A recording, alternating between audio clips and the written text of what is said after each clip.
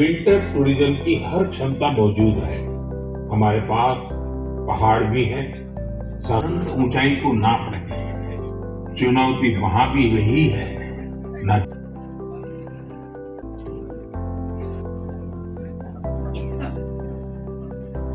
क्या गाइडेंस नहीं मिल सकता। ड्रोन को अपने कैमरे और मेरे प्यारे देशवासियों, सर्दियां आ गई हैं और साथ ही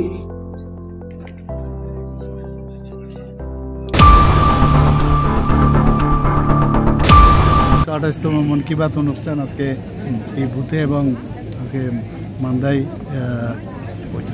35 নম্বর বুথে মান্দাই মণ্ডলে এসেছি এবং মাননীয় প্রধানমন্ত্রীজিকে আমি ধন্যবাদ দেব।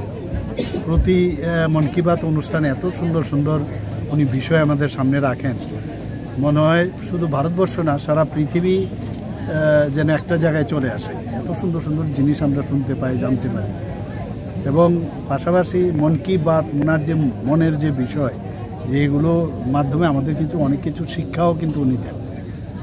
তো আজকে মান্দায় আমি এসেছি, এর আগেও এসেছি, আমি কয়েকবারই এসেছি এখানে।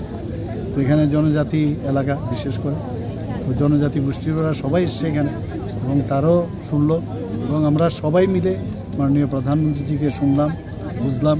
আগামী দিনও যে প্রতি লাস্ট মাসের রোববার আমরা শুনবার জন্য দিন